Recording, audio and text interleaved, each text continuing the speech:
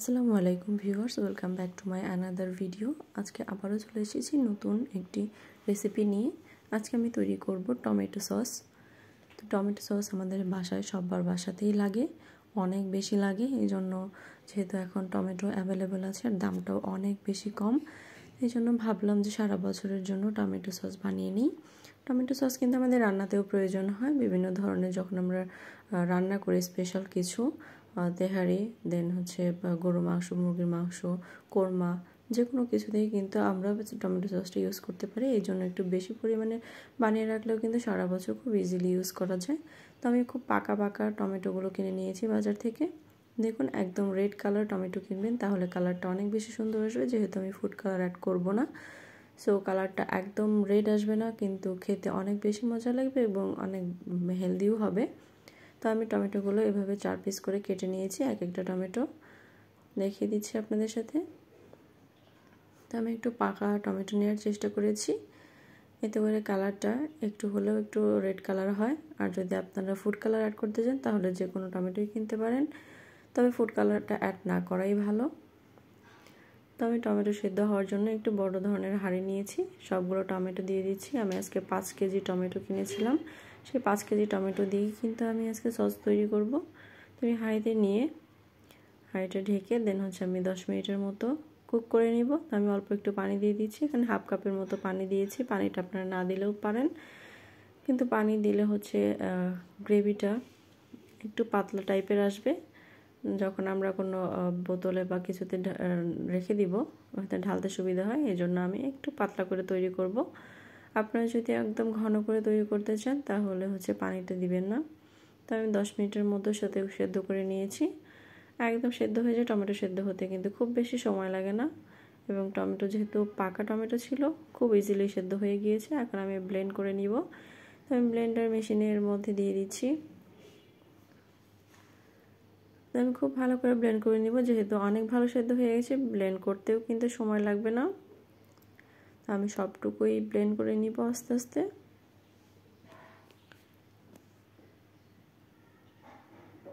Tomato sauce বাসায় থাকলে কিন্তু এমনিতেও বাচ্চারা যে কোনো বিকেলের নাস্তায় টমেটো সসটাই বেশি খুঁজে। তো যদি আপনারা হেলদি খাবার বাইরে থেকে কিনতে চান না, তারা কিন্তু এভাবে সারা বছরের জন্য সংরক্ষণ করতে পারেন। আমি আজকে অনেকটুকু বানিয়েছি। আমার বাচ্চারা কিন্তু অনেক বেশি টমেটো সস খেতে চায়, পছন্দ করে। বিকেলের নাস্তাতে টমেটো সসটা না হলেই নয়। তো আমি ব্লেন্ড করার পরে খুব ভালো করে সেঁকে নিচ্ছি। এভাবে চেলে নিতে হবে, না হলে হচ্ছে যে দানা দানা ভাবটা সেটা থেকে যাবে, মসৃণ হবে না। একদম সফট একটা টেক্সচার এসেছে। দেন হচ্ছে আমি এখানে চিনি দিয়ে দিচ্ছি। আমি প্রায় 2 কাপের মতো চিনি দিয়ে দিচ্ছি। চিনিটা আপনাদের পছন্দ মতো দিবেন, যদি চিনি কম দিতে চান সেটাও দিতে পারেন, বেশি দিতে চাইলে সেটাও দিতে পারেন। দেন আমি পরিমাণ মতো লবণ দিয়ে দিচ্ছি। যে কোনো কিছুতে লবণ কিন্তু দিলে টেস্টটা অনেক বেশি ভালো আসে। অল্প একটু মরিচের গুঁড়া দিয়ে দিচ্ছি। আপনারা চাইলে এখানে কাশ্মীরি মরিচের গুঁড়াটাও দিতে পারেন, এতে করে কালারটা অনেক বেশি সুন্দর আসে। দেন খুব ভালো করে আমি মিক্স করে দিয়েছি। অলরেডি আমি চুলোটা জ্বালিয়ে দিয়েছি, অল্প আছে আমি জাল করব। যেহেতু অনেক দিন সংরক্ষণ করতে হবে, এই জন্য আমাকে একটু দীর্ঘ সময় নিয়ে রান্না করতে হবে। দেন এখানে আমি একটু গোলমরিচের গুঁড়া আর একটু বিট লবণ দিয়ে দিচ্ছি, এতে করে টেস্টটা অনেক বেশি ভালো আসে। দেন আবার খুব ভালো করে নাড়াচাড়া করে দিচ্ছি। এখানে কিন্তু আমি প্রিজারভেটিভস হিসেবে চিনি এবং ভিনেগার ইউজ করব, এতে করে অনেক দিন পর্যন্ত সংরক্ষণ করা যাবে। দেন এখানে আমি ভিনেগার দিয়ে দিচ্ছি। ভিনেগারটা আমি হাফ কাপের মতো দিয়ে দিব। তো দিয়ে দেওয়ার পরে আমি আবার খুব ভালো করে নাড়াচাড়া করব, অনবরত নাড়াচাড়া করতে হবে। প্রায় 1 ঘন্টার মতো আমি রান্না করে নিয়েছি, এতে করে কিন্তু অনেক দিন পর্যন্ত ভালো থাকবে। দেখুন এখন কিন্তু অনেকটাই গাঢ় হয়ে আসছে। তবে অনবরত নাড়াচাড়া করে রান্না করে নিব। টমেটো সস করতে কিন্তু খুব বেশি উপকরণ প্রয়োজন হয় না, খুব সহজেই কিন্তু আপনার ঘরে বসেই টমেটো সস তৈরি করতে পারবেন। যেহেতু টমেটো সস বাসা বাড়িতে অনেক বেশি প্রয়োজন হয়, এই জন্য আপনারা চাইলে অনেক বেশি করেই বানিয়ে রাখতে পারবেন। প্রায় 6 মাসের মতো বাইরেই সংরক্ষণ করা যায়, আপনারা চাইলে ফ্রিজেও সংরক্ষণ করতে পারেন। দেন আমি একদম লাস্ট পর্যায়ে এখানে চাট মশলা দিয়ে দিচ্ছি 1 চামচ। চাট মশলা দিলে কিন্তু ফ্লেভার এবং টেস্ট দুটোই অনেক ভালো আসে। চাট মশলা দেওয়ার পরেও আমি খুব ভালো করে নাড়াচাড়া করে দিয়েছি। এখন একদম লাস্ট স্টেপে চলে এসেছি, আমি কর্নফ্লাওয়ার দিয়ে দিব।